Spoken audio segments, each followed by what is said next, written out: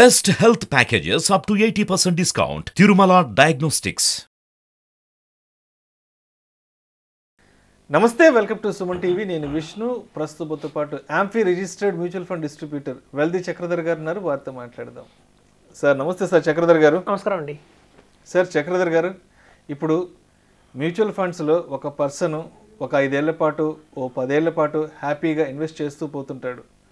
So అనుకోని విధంగా ఓ రోజు ఆ వ్యక్తి ఆకస్మికంగా మరణిస్తే మరి ఆ మ్యూచువల్ ఫండ్స్ డబ్బు పరిస్థితి ఏంటి? అదేవిధంగా ఆ కుటుంబ సభ్యులు ఆ మ్యూచువల్ ఫండ్ అమౌంట్ని ఎలా వెనక్కి తెచ్చుకోవాలి, ఎవరిని సంప్రదించాలి, అండ్ ఆ తర్వాత ప్రొసీడింగ్స్ అనేవి ఎలా ఉండాలి, అండ్ ఫస్ట్ కాంటాక్ట్ ఎవరిని అవ్వాలి ఆ కుటుంబ సభ్యులు? యాక్చువల్గా చాలామందికి ఈ విషయం గురించి ఆలోచించారండి. మనం ఇన్వెస్ట్మెంట్ చేసుకుంటూ వెళ్తాం, అది ప్లాన్ ఏ. మనమే చివరిదాకా ఉంటే ఆ డబ్బులు మనం విత్డ్రా చేసుకుంటాము, సవ్యంగా సాగుతుంది, అది ప్లాన్ ఏ. మనం కనుక ఇన్వెస్ట్మెంట్ చేసి మ్యూచువల్ ఫండ్స్లో హఠాత్తుగా మనకేమన్నా సంభవిస్తే, మరణం కానీ సంభవిస్తే, మన నామినీ ఎలా అప్రోచ్ అయ్యి ఆ డబ్బులు తీసుకోవాలి అనేది ప్లాన్ బి. సో ఇది మనం కొంచెం కేస్ స్టడీస్ లాగా మనం తెలుసుకుందామండి. ఎందుకంటే మనకున్న ఈ 20 ఏళ్ల ఎక్స్పీరియన్స్లో నాకు ఆల్రెడీ ఒక 5-6 డెత్ కేసులు వచ్చాయి. ఓకే, అందులో కొంచెం మనం ఒక 1 by 1 చూద్దాం. ఫస్ట్ ఏంటంటే నాకు ఒక క్లయింట్ ఉన్నారన్నమాట. ఆయన ఏం చేశారంటే ప్రసాద్ గారు ఆయన పేరు. ఆయన ఇన్వెస్ట్మెంట్ మొదలుపెట్టాడు నా దగ్గర. అతను సాఫ్ట్వేర్ ఇంజనీర్. అయితే వాళ్ళ ఫాదర్కి యాక్చువల్గా ఏంటంటే ట్యాక్స్ బాగా పడుతుంది. ఇప్పుడు ఈవెన్ పెన్షన్స్ కూడా ఎలా పెరుగుతున్నాయంటే మంచి ఇన్కమ్ పెన్షన్స్ వస్తున్నాయి వాళ్ళకి. సో వాళ్ళు ట్యాక్స్ స్లాబ్స్ దాటిపోతున్నారు. అయితే 65 ఏళ్ళు ఉన్న మనుషులకి ఇవాళ మనం ట్యాక్స్ సేవింగ్ కోసం ఇన్వెస్ట్మెంట్ చేయాలి అంటే మనకి ఒక నేషనల్ సేవింగ్ సర్టిఫికేట్ ఉంటుంది, ఆప్షన్ బ్యాంక్లో ఎఫ్డి ఉంటుంది. సో ఇతనికి మ్యూచువల్ ఫండ్స్ మన దగ్గర నుంచి 5 ఏళ్ళ నుంచి పెడుతున్నారు కాబట్టి, సార్ డాడీ మనకు ఒక పని చేద్దాము, ఈసారి నుంచి మీరు మ్యూచువల్ ఫండ్స్లో వేయండి, ఎల్ఎస్ఎస్ స్కీమ్ ఉంటుంది, ఈక్విటీ లింక్డ్ సేవింగ్ స్కీమ్లో ఉంటుంది. అందులో కనుక మీరు 1 lakh పెడితే మీకు మంచి 3 years లాకింగ్ పీరియడ్ ఉంటుంది, 18% మనకి రిటర్న్ చూస్తున్నాను నేను నా దగ్గర. సో మీరు అలా చేస్తే బాగుంటుందని సలహా ఇచ్చాడు. సో వాళ్ళ నాన్నగారు నా దగ్గర అకౌంట్ ఓపెన్ చేశారు. అకౌంట్ ఓపెన్ చేసి ఈఎల్ఎస్ఎస్ స్కీమ్లో 4 ఏళ్ళు పెట్టుకుంటూ వచ్చారు. 1 సంవత్సరం యాక్సెస్, 1 సంవత్సరం కొటక్ అలా డెవలప్మెంట్ ఫండ్ హౌస్లో పెట్టుకుంటూ వచ్చారు. అయితే సడన్గా ఒకసారి కాల్ చేశారు, ఒక ప్రసాద్ గారు కాల్ చేశారు. చేసి అంటే మా నాన్నగారు కాలం చేశారండి, ఇప్పుడు మాకు ఎలా మనం ఆ ఫండ్స్ని మనం ఎలా తీసుకోవాలి అని అడిగారు. అయితే సరే దాని ప్రాసెస్ ఉంటుందని కనుక్కొని చెప్తానని చెప్పి, సరే మనం మా అసిస్టెంట్ ఉంటాడు పంపించాను. ఇన్వెస్కోలో ఉంది, ఎస్బీఐలో ఉంది, కొటాక్లో ఉంది, అలా మనకి యాక్సెస్లో ఉంది, అట్లా 4 స్టాల్లో ఇన్వెస్ట్ ఇచ్చాం. సో ఫస్ట్ వెళ్తే ఏంటంటే కావాల్సిన డాక్యుమెంట్ ఏంటంటే, ఎవరైతే మరణించిన వ్యక్తి ఉన్నారో మ్యూచువల్ ఫండ్స్ ఇన్వెస్ట్ చేసిన ఫస్ట్ పర్సన్, ఆయన పాన్ కార్డ్ కంపల్సరీ కావాలి. ఆ పాన్ కార్డ్ మీద సంతకం చేయించాలి, సెల్ఫ్ అటెస్టెడ్ కావాలి. అలాగే వాళ్ళు ఒక సెట్ ఆఫ్ డాక్యుమెంట్స్ ఇస్తారు, ఒక 10 pages డాక్యుమెంట్ ఇస్తారు. ఆ డాక్యుమెంట్ దగ్గర ఎక్కడ సంతకం కావాలో మనం పెన్సిల్ మార్క్ చేసిస్తారు. ఆ డాక్యుమెంట్ తీసుకోవాలి, వాటిని ఎఫిడవిట్ చేయించాలి. ఫస్ట్ ఎఫిడవిట్ చేయించి దాన్ని మళ్ళీ నోటరీ చేయించాలి. నోటరీ చేయించి ఎవరైతే నామినీ ఉన్నారో ఈ నామినీకి ఆయన నిజంగానే కొడుకుని ప్రూఫ్ ఇవ్వాలి ఒకటి. సో అలాంటి ప్రూఫ్ మళ్ళీ ఎవరి పేరు మీద మనం ట్రాన్స్ఫర్ చేద్దాం అనుకుంటున్నామో ఆ నామినీ తాలూకు కేవైసీ డాక్యుమెంట్స్ కావాలి. అంటే pan card, Aadhaar card, KYC documents పక్కాగా ఉండాలి. ఇవన్నీ ఉన్న తర్వాత ఒక 10-15 daysకి టైం పడుతుందండి, వాళ్ళ పేరు మీద ట్రాన్స్ఫర్ అవుతుంది. అయితే ఇక్కడ అదంతా బాగానే ఉంది, మేము పాన్ కార్డ్ తీసుకున్నాను. సరే ఈయన నా ప్రసాద్ గారు ఎవరైతే ఉన్నారో నా కస్టమర్, ఆయన పాన్ కార్డు ఇచ్చారు, నామినీ పాన్ కార్డు ఇస్తే అందులో ఏముందంటే ఫాదర్ పేరు ప్లేస్లో మురళీకృష్ణ అని ఉంది. యాక్చువల్గా ఇన్వెస్ట్మెంట్ చేసిన ఆయన పేరు రామకృష్ణ. ఈ రామకృష్ణ అనే ఆయన సన్ కింద ఈయనని పెట్టి తీసుకున్నారు. ఇక్కడ చూస్తే మురళీకృష్ణ అని ఉంది. ఇదేంటి పేరు డిఫరెంట్ ఉంది, పాన్ కార్డులో ఫాదర్ నేమ్, మీకు కొంచెం మీ పాస్పోర్ట్ ఇవ్వండి అని అడిగాను. పాస్పోర్ట్ ఇస్తే కూడా పాస్పోర్ట్లో కూడా ఫాదర్ నేమ్ మురళీకృష్ణ అనే ఉంది. ఆధార్ కార్డులో కూడా ప్రసాద్ సన్ ఆఫ్ మురళీకృష్ణ అనే ఉంది. మరి ఇప్పుడు ఎలా ప్రూవ్ చేయాలి ఈయన రామకృష్ణకి ఈయన కొడుకు అని చెప్పి? ఫస్ట్ అసలు ఎందుకు వచ్చింది అని అడిగితే, సార్ నేను 1వ తరగతి చదువుతున్నప్పుడు 1 year old అప్పుడే దత్తత వెళ్ళాను నేను. ఈయనకి మురళీకృష్ణ గారు అనేది నాకు దత్త తండ్రి, యాక్చువల్లీ ఈయన నా ఒరిజినల్ అని వాళ్ళ ఫ్యామిలీలో ఉన్న ఇష్యూ. సో ఇప్పుడు ఈయనకి మనకు క్లాష్ ఎక్కడ వస్తుందంటే మనం ప్రూవ్ చేయాలి ఈయన వీళ్ళ అబ్బాయి అని. సో మళ్ళీ దానికి ఏదైనా తాలూకు డాక్యుమెంటేషన్ ఇచ్చి ఇంకో ప్రూఫ్ తీసుకుని అలా మనం చేసాం. సో చేస్తే అప్పుడు ఏమైందంటే మొత్తానికి ఆ డాక్యుమెంట్స్ అన్నీ మనం ప్రాపర్గా చేసి మన ఎఫ్డిటీకి వెళ్తాం. ఎఫ్డిటీ ఏంటంటే ఇప్పుడు చూడండి, ఒక గ్యాస్ కనెక్షన్లో మనకి ఏమైనా తేడా కావచ్చిన ఎఫ్డిటీ చేస్తారు. జనరల్గా ఇన్సూరెన్స్లో బాండ్స్ పోగొట్టుకుంటారు. ఇన్సూరెన్స్ అనేవి చాలా 15 years టైం గ్యాప్లో ఉన్న పాలసీ బాండ్స్ ఉంటాయి. 20 years మనం హోల్డ్ చేయాలి. మధ్యలో 10 ఏళ్ళ తర్వాత మనం కనుక సరెండర్ చేద్దాం పాలసీని, తమ రిటర్న్స్ ఏం పెద్దగా రావట్లేదు అనుకున్నా, లేకపోతే మెచ్యూరిటీ వచ్చినప్పుడు ఆ బాండ్ ఇవ్వాల్సి వస్తుంది కంపెనీకి. ఆ బాండ్ పోగొట్టుకున్న అట్లాంటి టైంలో ఎఫ్డిడి చేయించాలి. సో ఈ ఎఫ్డిడి చేయించే వాళ్ళు ఎక్కడ పెడితే అక్కడ దొరకరు. ఇప్పుడు చూడండి, మనకి ఏదో పాన్ డబ్బాలాగా పెద్ద గల్లీకి వాళ్ళు ఉండరు. ఎక్కడో మొత్తం ఈ సిటీలో 2-3-10 మంది ఉంటారేమో. సో వాళ్ళ దగ్గర మనం ఎత్తుక్కొని ఎవరెవరు ఉన్నారో చూసుకొని వెళ్ళాలి. అలా వెళ్ళినా కూడా మీరు గమనిస్తే ఎఫ్డిడి చేసే వాళ్ళు ఎవరైతే ఉంటారో దేనికోసం అడుగుతారు ఫస్ట్.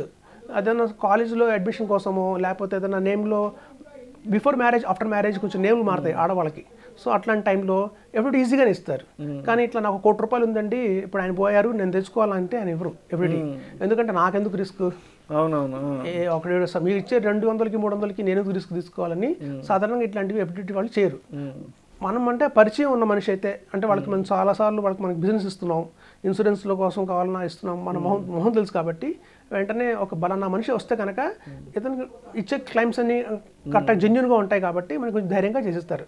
అలాగే నోటరీ కూడా అండి, చాలామంది తెలియదు. నోటరీ అంటే మీకు ఏదైనా అడ్రస్ ప్రూఫ్ కావాలి, సపోజ్ మీరు రెంటల్ అగ్రిమెంట్లో ఉన్నారు, రెంటెడ్ హౌస్లో ఉన్నారు, ప్రూఫ్ కింద కావాలి అడ్రస్ అంటే నోటరీలు కావాల్సి వస్తాయి. అట్లాంటివి ఈజీగా చేస్తారు నోటరీ. ఎట్లా ఎవరైనా పోయారు, ఆ డబ్బులు మనం తీసుకోవాలి అంటే మాత్రం ఏమో అందులో ఇప్పుడు రోజులు బాగాలేదు కదండి, నిజంగానే పోయారా లేకపోతే వీళ్ళని చేస్తున్నారని వాళ్ళకి అర్థం కాదు. ఏదో 200 రూపాయలు 300 రూపాయల కోసం మనం చేసి తీరా అదేమన్నా రేపు పొద్దున్న ఏదైనా క్లియర్ ఇష్యూ వస్తే మళ్ళీ మనం కోర్టు చుట్టూ తిరగాల్సి వస్తుంది. ఎందుకని సాధారణంగా ఇట్లాంటి వాటికి నోటరీ చేయడం కష్టమే, కానీ అది కంపల్సరీ. ఎందుకు అంటే ఇప్పుడు చూడండి, కంపెనీ వాళ్ళు వీళ్ళని ఎవరు చూడరు, వీళ్ళ ఒరిజినల్స్ చూడరు. మరి ఆ ఒరిజినల్స్ అని కరెక్టా కాదని వీళ్ళు సొంతంగా విట్నెస్ ఇస్తేనే అది నెక్స్ట్ వెళ్తుంది అనమాట. సో కాబట్టి ఏంటంటే ఇవన్నీ డాక్యుమెంటేషన్ పార్ట్ చాలా ఉంటుందండి. అలా 15 మనం చాలా తిరగాలి, ఒకసారి కాదు మల్టిపుల్ టైమ్స్ తిరగాల్సి వస్తుంది. పొరపాటున ఏదన్నా వాళ్ళ సిగ్నేచర్ మనం మిస్మ్యాచ్ చేసినా కూడా మళ్ళీ తిరిగి పంపిస్తారు. సో కాబట్టి ఏంటంటే కొంచెం జాగ్రత్తగా చేయాల్సిన పని వస్తుంది. సో ఇట్లా మొత్తానికి అయితే ఆ ప్రసాద్ గారికి ఈయన సన్నని ప్రూవ్ చేసాం, మొత్తానికి ఆయన పేరు మీద మార్చాం. అయితే ఈ 4 ఫండ్ హౌసెస్లో ఒక ఫండ్ హౌస్ మాత్రం కొంచెం మార్చలా. అంటే అది ఈఎల్ఎస్ స్కీమ్ కదా, ఈఎల్ఎస్ స్కీమ్ అంటే 3 years లాకింగ్ పీరియడ్ ఉంటుంది. వాళ్ళు చెప్పేది ఏంటంటే ఇప్పుడు ఎందుకు మార్చుకోవాలి, మీరు ఎలాగో 3 years లాకింగ్ పీరియడ్ ఉంది, మీ పేరు మార్చడం మీరు అమ్మడానికి లేదు దాన్ని, కాబట్టి 3 ఏళ్ళు లాకింగ్ పీరియడ్ అయిపోయిన తర్వాత ఫ్రీ అవుతాయి కదా యూనిట్స్, అప్పుడు మేము మారుస్తాం అని చెప్పి వాళ్ళు కొంచెం పక్కన పెట్టారు. సో అదే ఫండ్ హౌస్ మన పేరు చెప్పకూడదు, మంచి ఫండ్ హౌసే, బట్ వాళ్ళ రూల్స్ ఎవరి వాళ్ళకి. సో అట్లా మొత్తానికి అయితే మార్చి చేసామండి. ఇది కేస్ స్టడీ 1. కేస్ స్టడీ 2లో ఏమైందంటే, యాక్చువల్గా నాకు ఒక క్లయింట్ ఉన్నారు, ఆయన దగ్గర 40,000 ఎస్ఐపి వేస్తారు, రాజేంద్ర గారు అని. అయితే ఆయనకి ఒక కెనడాలో ఆఫర్ వచ్చింది, ఒక 6 monthsకి కెనడా వెళ్ళాల్సి వచ్చింది. అయితే నాకు ఫోన్ చేసి చెప్పారు, చక్రధర్ గారు నేను ఇలా కెనడా వెళ్తున్నాను, నాకు అకౌంట్లో శాలరీ పడదు, కాబట్టి నేను సఫిషియెంట్గా 6 monthsకి సఫిషియెంట్గా అమౌంట్ పెడుతున్నాను ఇందులో, మళ్ళీ వచ్చాక మీతో కలుస్తాను, ఇంకొంచెం ఫర్దర్గా పెంచుదాము అన్నారు. అలాగే సార్ దాని ఏముందని చెప్పాను. సరే ఆయన ఒక 2 months అయిపోయింది, ఆయన ఫోన్ వచ్చింది నాకు. ఫోన్ వస్తే ఏం ఎప్పుడు వచ్చారు మీరు, కెనడాకి 6 నెలలు చెప్పారు కదా, అప్పుడే వచ్చారని చెప్పాను. ఫోన్ చేసింది ఆయన కాదు, వాళ్ళ నాన్నగారు ఫోన్ చేశారు. వాళ్ళ నాన్నగారు ఫోన్ చేసి, లేరండి ఆయన మా అబ్బాయి కెనడాలో చనిపోయాడు యాక్సిడెంట్లో, నేను ఆ మొబైల్ ఫోన్ చూస్తే చక్రధర్ ఫైనాన్షియల్ అడ్వైజర్ అని మీ పేరుంది, ఫైనాన్షియల్ అడ్వైజర్ చక్రధర్ అని పేరుంది, అంటే ఆర్థిక లావాదేవీలకు సంబంధించిన వాళ్ళేమో నేను కాల్ చేస్తున్నానండి, అలా మా అబ్బాయి ఇన్వెస్ట్మెంట్స్ ఏమన్నా చేస్తున్నాడా అంటే, అయ్యో అవునండి నిజం చేశారు నా దగ్గర, పాప మంచి మనిషి, దగ్గర 20 lakhs ఉంది. సో మనం వాళ్ళ వైఫ్ పేరుతో మళ్ళీ దీన్ని నామినీ వాళ్ళ వైఫ్ పేరు ఇచ్చారండి. వాళ్ళ వైఫ్ పేరు కూడా ప్రాబ్లమ్స్ ఉన్నాయి, ఎందుకంటే వాళ్ళకి ప్రతిదీ వాళ్ళ చూడండి మిస్సెస్కి ఎలా ఉంటుందంటే చాలా వాటిలో డాక్యుమెంట్స్ పాస్పోర్ట్లో కావచ్చు, ఇంటి పేరు ఇబ్బంది వస్తుంది, నాన్నగారింటి పేరు ఉంటుంది, వాళ్ళ అమ్మగారింటి పేరు ఉంటుంది. ఇక్కడేమో మనకి ఏంటంటే వీళ్ళు ఏం చేస్తారంటే వీళ్ళ పేరు పెట్టేస్తారు, నామినేనంగానే మా పేరు రాసేసుకోండి అని వీళ్ళు అలా పెడతారు, అది చాలా ప్రాబ్లమ్స్ వస్తాయి అన్ని చోట. సరే మొత్తం వాటికి మళ్ళీ ప్రూఫ్లు ఇచ్చి మ్యారేజ్ సర్టిఫికేట్ ఇచ్చి దాన్ని మళ్ళీ నోటరీ చేయించి మళ్ళీ ఎఫ్డిడి చేయించి ప్రాసెస్ అంతా ఉంటుందండి, చాలా పెద్ద లెంతీ ప్రాసెస్ అది. సో ఆ ప్రాసెస్ అంతా కంప్లీట్ చేసి మొత్తానికి వాళ్ళ కోడలికి అదే నా చనిపోయిన వైఫ్కి మొత్తం మార్పిచ్చి ఇచ్చాం. సో అదొక కేస్ 2. ఇట్లాంటి కూడా సందర్భాలు కూడా వస్తాయి. అయితే కేస్ 3 ఏమైందంటే, ఇప్పుడు చూడండి నా దగ్గర ఒక అతను 25,000 ఎస్ఐపి వేస్తున్నాడు. 25,000 ఎస్ఐపి వేస్తే రెగ్యులర్గా వేస్తుంటే మాకే మెసేజ్ రాదు, సడన్గా ఒక మంత్ ఎస్ఐపి ఆగిపోయింది, రాలా, నాకు కలెక్ట్ వస్తుంది, due to insufficient balance SIP reject అయిందని చెప్పి నా మెసేజ్ వచ్చింది. అది సహజమే మాకు, ఎందుకంటే చూడండి ఎవరు మెయింటైన్ చేయాలి, బ్యాలెన్స్ అనేది ఉండదు. 10th ఎస్ఐపి కట్ అవుతుంది అనుకోండి, 9th వాళ్ళకి అమౌంట్ రాకపోవచ్చు, పొరపాటున గూగుల్ పే చేయొచ్చు, ఫ్రెండ్ డబ్బులు అడుగుతాడు, వాళ్ళకి ఇచ్చేస్తారు డబ్బులు, చూస్తే బ్యాలెన్స్ తగ్గుతుంది. ఈవెన్ ఒక 25,000 ఎస్ఐపిలో మనకు 24,000 బ్యాలెన్స్ ఉన్నా 1,000 రూపీస్ తక్కువ ఉన్నా కూడా అవ్వదు, రిజెక్ట్ అయిపోతుంది. సో అట్లా నాకేంటంటే అలర్ట్ వచ్చింది, సరే ఇది కామనే కదా అనుకుంటాను. సెకండ్ టైం కూడా మళ్ళీ అలర్ట్ వచ్చింది నాకు, ఏదంటే 2 టైమ్స్ నుంచి నాకు కట్టట్లేదు అని చెప్పి నేను ఫోన్ చేస్తే వాళ్ళు మిస్సెస్ ఎత్తింది. లేదంటే లాస్ట్ మంత్ ఆయన ఎక్స్పైర్ అయ్యారు. ఇప్పుడు మాకు అడ్వైజర్స్కి ఏమవుతుందంటే మాకు అలర్ట్ వస్తుంది, మీరు చేస్తున్నారా జరిగింది అంటే మాకు ఇంటిమేషన్ వస్తుంది. ఒకవేళ కనుక ఎస్ఐపి అక్కడ ఆగింది అంటే మాకు అలర్ట్ వస్తుంది. మేము వెంటనే వాళ్ళు కాల్ బ్యాక్ చేస్తే ఇలా అప్పుడు చెప్పాను, మీ ఎస్ఐపి నడుస్తుంది మీ హస్బెండ్ పేరుతో, కాబట్టి మీరు ఇట్లా సో డాక్యుమెంట్స్ అన్ని ఇవ్వండి.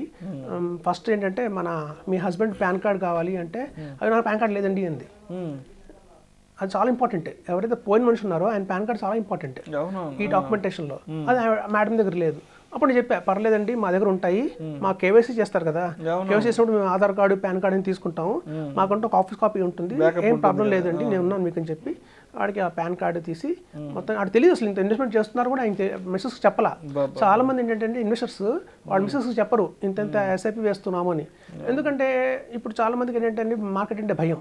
ఇప్పుడు ఈవెన్ దో ఇంత అర్బనైజేషన్ వచ్చిన తర్వాత, ఇంత అవేర్నెస్ వచ్చిన తర్వాత కూడా చాలా మంది హౌస్ వైఫ్లు ఏమంటారంటే మనకు ఒక ఖజానాలో ఒక గోల్డ్ స్కీమ్ వేద్దాము, నెలకు ఒక 5,000, లేదంటే ఏదైనా తనిష్క జ్యువెలర్స్లో ఒక 5,000 జ్యువెలరీ వేద్దాం అంటారు. ఎందుకంటే ఇద్దరు ఆడపిల్లలు ఉన్నారు, వాళ్ళ పెళ్ళిళ్ళకి బంగారం కొనాలి, ఆ రోజు బంగారం విలువ ఎంత అవుతుందో తెలియదు అని కొంచెం వాళ్ళ బంగారం మీద మొక్కు చూపిస్తారు. ఇంత అమౌంట్ ఇలాంటి ఈక్విటీకి సంబంధించి మ్యూచువల్ ఫండ్స్ వాళ్ళకి అవగాహన ఉండదు, భయం కూడా ఉంటుంది, ఈ డబ్బులు ఏమన్నా పోతాయేమో ఏంటన్నది కూడా. అందుకని వాడు చెప్పలేదు. సో మొత్తానికి మేము వాడికి అన్ని చెప్పి ఆ డాక్యుమెంటేషన్ అంతా తీసుకొని మళ్ళీ ఎఫ్డిడీలు చేయించి నోటరీలు చేయించి మొత్తానికి ఆడ దగ్గర నుంచి మళ్ళీ కొత్త కేవైసీలు తీసుకొని ఇందులో సిఎంఎల్ కాపీ అంటారండి, క్లయింట్ మాస్టర్ లిస్ట్. అసలు ఆ సిఎల్ఎంఎల్ కాపీ అంటేనే మంది ఇన్వెస్టర్స్ తెలియదు. వీళ్ళు ఊరికనే యాప్లు ఓపెన్ చేసేసి టకటకగా చేసుకుంటే ఇన్వెస్ట్మెంట్ చేస్తారు, కానీ తర్వాత ఏమైనా అయితే ఏం చేయాలనేది ఎవరికి తెలియదండి, చెప్పేవాళ్ళు కూడా చాలా తక్కువ మంది ఉంటారు. సో ఆ సిఎంఎల్ కాపీ చాలా ఇంపార్టెంట్. సో అవన్నీ ఇప్పించేసి మొత్తం క్లియర్ చేసి ఒక 20 days పడుతుందండి మొత్తం ఆడ పేరు మీద ట్రాన్స్ఫర్ చేసి మనం ఇప్పించాం. నేను ఆడ చెప్పింది ఏంటంటే లంసంగా ఎస్ఐపి నేను చేయలేను కానీ ఫర్దర్గా మా పిల్లల కోసం కొంచెం కొంత అమౌంట్ అయితే లంసంగా ఉంచుదామని చెప్పి అలా ఉంచారు. సో అట్లాంటివన్నీ ఇలాంటి కేస్ స్టడీస్. సో ఈవెన్ మీరు జిరోదా లాంటి తీసుకున్నా కూడా, అట్లాంటి చోట తీసుకున్నా కూడా చేయాల్సింది ఏంటంటే ముందు కస్టమర్ కేర్కి కాల్ చేయాలండి. సపోజ్ అదే ఇన్వెస్టర్ జిరోదాలో ఉన్నాడు అనుకోండి, అంటే జిరోదాలో ఉన్నప్పుడు ఎస్ఐపి వెళ్తుంది, ఒకవేళ ఎస్ఐపి ఆగిపోయింది అనుకోండి, మాలాగా జిరోదా నుంచి ఎవరు కాల్ చేయరు, ఏమంటే ఎస్ఐపి ఆగిపోయింది ఏమైందని చెప్పి. సో అడ్వైజర్స్లో చాలా మంది అంటారండి ఎక్స్పెన్స్ రేషియో ఎక్కువ ఉంటుంది, అడ్వైజర్ దగ్గరికి వెళ్ళకండి అని. ఇట్లాంటివన్నీ వచ్చినప్పుడు తెలుస్తుంది ఎక్స్పెన్స్ రేషియో ముఖ్యమా. అడ్వైజర్ మనిషి ఉంటాడు, మన కోసం ఫైట్ చేస్తాడు, మనకు రావాల్సిన బిల్స్ అవుట్ స్టాండింగ్ అమౌంట్ ఏదైనా ఉంటే మన ఫ్యామిలీ తరపున అతను వెళ్ళి రిస్క్ తీసుకుని అన్ని మనకు వచ్చేలా చేస్తారు. సో ఇప్పుడు ఏమంటే జిరోదా దాంట్లో ఇలాంటి ఇష్యూ వస్తే ఏం చేయాలంటే ముందు ఎవరైతే నామినీ ఉంటుందో ఆ నామినీకి ఫోన్ చేసి కస్టమర్ కేర్కి ఇలా సో ఇన్వెస్టర్ ఎక్స్పైర్ అయ్యారని చెప్పాలి. చెప్పిన తర్వాత వాళ్ళు ఒక సెట్ ఆఫ్ పీడిఎఫ్ ఫైల్స్ పంపిస్తారు మనకి మెయిల్కి. ఆ పీడిఎఫ్ ఫైల్స్ అనేది మనం డౌన్లోడ్ చేసుకొని మనం ప్రింట్అవుట్ చేసుకోవాలి, తీసుకొని ఆ ఫామ్స్ అని మనమే ఫిల్ చేయాలి. ఫిల్ చేసి దాన్ని మళ్ళీ ఎఫ్డిడి మనమే చేయించుకోవాలి, దాని మళ్ళీ నోటరీ మనమే చేయించాలి. ఇవన్నీ చేయించిన తర్వాత ఆ డాక్యుమెంట్స్ అన్ని ప్రూఫ్ పెట్టి మళ్ళీ మన కేవైసీ డాక్యుమెంట్స్ అన్ని పెట్టి అవన్నీ కొరియర్ చేయాలి. వాళ్ళది బెంగళూరులో ఉంటుంది ఆఫీస్. సో బెంగళూరుకి మనం అన్ని కొరియర్ చేయాలి. చేసిన తర్వాత వాళ్ళు ఒక 10 daysకు మనం చూసి మన పేరు ట్రాన్స్ఫర్ చేస్తారు. సో ఇదంతా కొంచెం ఏంటంటే అంత ఈజీ ప్రాసెస్ అయితే కాదు. ఇప్పుడు చూడండి, నా దగ్గర మనం రీసెంట్గా ఒక ఆయన ఫోన్ చేశారు, పెద్ద ఆయనకు ఆల్రెడీ ఒక 68 ఏళ్ళు వచ్చాయి. ఇప్పటిదాకా ఫిక్స్డ్ డిపాజిట్ చేసుకుంటూ వెళ్ళారు. సో ఎక్కడో నా ఛానల్ చూసారు, ఎస్డబ్ల్యూపీ సిస్టమేటిక్ విత్డ్రావల్ ప్లాన్ గురించి మనం చాలా బాగా చెప్పాము. ఒకసారి ఇన్వెస్ట్మెంట్ చేసి దగ్గరలో ఉన్న బ్యాంక్కి వెళ్ళి ఆ బ్యాంకులో 10 lakhs ఇన్వెస్ట్ చేశారు సిస్టమేటిక్ విత్డ్రావల్ ప్లాన్. బ్యాంకులో చేసినప్పుడు ఏమవుతుందంటేనండి, ఆ బ్యాంక్ వాళ్ళు ఏం చేశారంటే యాక్చువల్గా ఆ ప్లాన్ ఏదైతే ఉంటుందో ఉన్న 20 హైబ్రిడ్ ఫండ్స్లో కూడా చాలా లీస్ట్ పర్ఫార్మింగ్ ఫండ్ వాళ్ళదే, వాళ్ళ బ్యాంక్ కాబట్టి వాళ్ళు ఇచ్చేసారు. అది సరే అక్కడ పొరపాటు జరిగింది, అందులో ఎస్డబ్ల్యూపీ ప్లాన్ పెడితే వాళ్ళకి అంత డబ్బులు సరిగ్గా రావు, ఉన్న ప్రిన్సిపల్ కూడా పోతుంది. ఇది చూడండి, ఇట్లాంటి కనుక సందర్భాలు పోతే సపోజ్ ఇట్లా పాలసీ హోల్డర్ కానీ ఏమైనా ఎక్స్పైర్ అయితే బ్యాంక్ ద్వారా వెళ్ళి బ్యాంక్ వాళ్ళు చేతులు ఎత్తేస్తారు. ఎందుకంటే బ్యాంక్ వాళ్ళు ఎఫ్డిడి చేయించరు, నోటరీలు చేయించరు, వాళ్ళే బ్రాంచ్ మధ్య తిరుగుతారండి, చుట్టూ తిరగరు. సో కాబట్టి ఏంటంటే అక్కడ బ్యాంకులో వెళ్ళినా కూడా మీకు సేల్ ఉంటుంది తప్ప ఆఫ్టర్ సేల్ సర్వీస్ ఉండదు. అది బాగా గుర్తుంచుకోవాల్సిన ఇది. ఇప్పుడు చూడండి, మొన్న రీసెంట్గా కాల్ వచ్చింది మన ఛానల్ చూసిందో కాల్ చేశారు ఆయన, తణుకు అనుకుంటాను బహుశా, ఒక ఆయన పూజారి ప్రీస్ట్, ఆయనకి ఫోన్ చేసి నాకు చెప్తున్నారు నా దగ్గర ఆల్రెడీ ఇన్ని స్కీమ్స్ ఉన్నాయండి, దగ్గర 18 స్కీమ్స్లో ఇన్వెస్ట్ చేశారు, 1000 రూపీస్ అసెస్ చెప్పిన 18 స్కీమ్స్లో పెట్టారు. ఇప్పుడు ఆయన కనుక ఏదైనా అన్ఫార్చునేట్ జరిగి ఆయన కనుక వెళ్ళిపోతే ఈ నామినీ 18 స్కీమ్స్కి 18 ఎఫ్డిటీ అని చేయించాలి. కాబట్టి ఎప్పుడు నేను చెప్పేది అంటే మనం స్కీమ్స్ ఎక్కువ పెట్టుకోకూడదు, అన్ని ఎక్కువ స్కీమ్స్ పెట్టుకుంటే ప్రతి ఒక్క ఫండ్ కంపెనీతో మనం మాట్లాడాలి, దానికి సంబంధించిన రిక్వైర్డ్ డాక్యుమెంట్స్ అన్ని పంపించాలి. కాబట్టి ఎప్పుడైనా సింపుల్గా 4-5 ఉంటేనే నామినీ కూడా చాలా ఈజీగా ఉంటుంది. ఇందులో ఏమవుతుందంటే కొన్ని మ్యూచువల్ ఫండ్ కంపెనీస్ ఏమో క్యాంప్స్కి లింక్ అయి ఉంటాయి, కొన్ని మ్యూచువల్ ఫండ్ కంపెనీస్ ఏమో కార్వీకి లింక్ అయి ఉంటాయి, కొన్ని ఏమో వాటి ఓన్గా ఉంటాయి. నిపాన్ అంటే వాటికి సొంతంగా చేసుకుంటారు, రిజిస్టర్స్ వాళ్ళకి వేరే కార్వీ కామ్స్ ఉండదు. సో ఇట్లాంటప్పుడు ఏమవుతుంటే ఇలాంటి మనం ఏం చేస్తామంటే ఉన్న మొత్తం డబ్బులు ఒక చోట పెట్టడం ఎందుకు, డైవర్సిఫై చేద్దాం అనుకుంటాం, అది మంచి పద్ధతే. కానీ డైవర్సిఫై చేసినప్పుడు ఏమవుతుందంటే 4 ఉంటే మళ్ళీ నలుగురికి 4 సార్లు ఎఫిడవిట్ చేయించాలి, నలుగురికి 4 సార్లు మనం నోటరీ చేయించాలి, అవన్నీ చేయాల్సి వస్తుంది. రైట్ రైట్ సర్వీస్ పెరుగుతుంది. ఇప్పుడు చూడండి మనం మ్యూచువల్ ఫండ్స్లో మొత్తం పెట్టిన తర్వాత కూడా 1 crore 2 crores అయిన తర్వాత కూడా రేపు పొద్దున వాటిని విత్డ్రా చేయం వెంటనే, వాటిని మళ్ళీ ఎస్బీఐ ప్లాన్ కింద మార్చుకుంటాం. సో ఎప్పుడైనా సరే ఈ లైఫ్లో ఈ సిచ్యువేషన్ అయితే వస్తుంది, కాబట్టి ముందే మనం ప్రాపర్గా ప్లాన్ చేసుకుని ఒక మంచి అడ్వైజర్ ద్వారా వెళ్తే మాత్రం ఇలాంటి మనకి ప్రాబ్లమ్స్ లేకుండా ఉంటాయి. Thank you so much Chakradhar గారు. మ్యూచువల్ ఫండ్స్లో ఇన్వెస్ట్ చేస్తున్న వ్యక్తి కాలం చేస్తే మరి ఆ తర్వాత ఆ మ్యూచువల్ ఫండ్ అమౌంట్ ఇన్వెస్ట్మెంట్ మనం ఎలా వెనక్కి తెచ్చుకోవాలి, కుటుంబ సభ్యులు ఎవరిని అప్రోచ్ అవ్వాలి, ఎటువంటి ప్రొసీడింగ్స్ ఉంటాయి అనే అంశం గురించి చాలా చక్కగా మీ విశ్లేషణ తెలియజేశారు. Thank you so much sir. Thanks అండి.